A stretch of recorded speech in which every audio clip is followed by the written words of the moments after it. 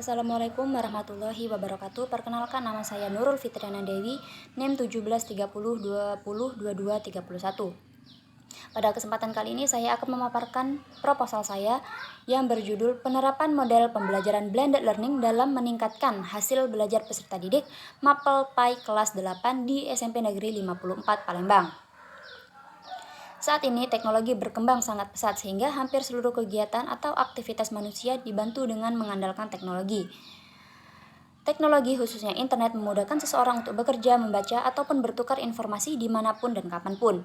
Meski telah dikenal dengan era digital, pembelajaran konvensional atau tatap muka masih menjadi pilihan utama dalam proses belajar. Dengan pemberlakuan pembelajaran online atau pemberlakuan online sepenuhnya atau daring karena wabah corona mengalami banyak kendala pada proses ini. Ya, salah satunya kesulitan dalam menggunakan alat teknologi sebagai sumber dan satu-satunya alat belajar. Hal ini membuktikan urgensi pembelajaran dengan tatap muka maupun pembelajaran berbasis online. Model pembelajaran blended learning merupakan kegiatan belajar yang menggabungkan pembelajaran konvensional dengan pembelajaran berbasis online. Pelaksanaan pembelajaran ini tidak hanya mengandalkan pembelajaran tatap muka, namun ditambah dengan memanfaatkan internet. Dalam jurnal Ari Triani didapatkan kesimpulan bahwa dengan penerapan model pembelajaran blended learning, motivasi siswa mencapai 59%. Kemudian pada tahap kedua, hasil belajar siswa semakin meningkat, yakni sebanyak 86,2%. Hal ini diharapkan dapat menjadi solusi yang tepat untuk proses pembelajaran saat ini. Rumusan masalah. Adapun rumusan masalah dalam penelitian ini ialah yang pertama, bagaimana hasil belajar peserta didik yang tidak diterapkan model pembelajaran blended learning. Yang kedua, bagaimana hasil belajar peserta didik yang diterapkan model pembelajaran blended learning. Yang ketiga, apakah model pembelajaran blended learning dapat meningkatkan hasil belajar peserta didik. Kemudian tujuan penelitian. Yang pertama, untuk mengetahui hasil belajar kelas kontrol. Yang kedua, untuk mengetahui hasil belajar pada kelas eksperimen.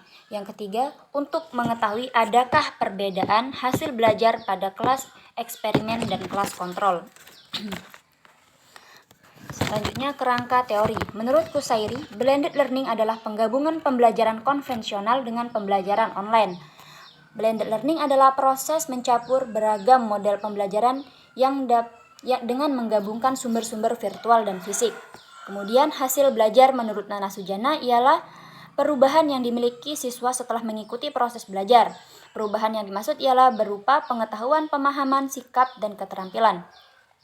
Belum mengklasifikasikan hasil belajar menjadi 3 ranah, yakni ranah kognitif mengacu kepada kemampuan intelektual, ranah afektif mengacu kepada sikap, dan ranah psikomotorik yang mengacu kepada keterampilan. Selanjutnya, jenis dan pendekatan penelitian. Jenis pendekatan penelitian ialah dengan penelitian eksperimen dengan menggunakan desain true eksperimental. Kemudian, pendekatan penelitian ini ialah pendekatan kuantitatif.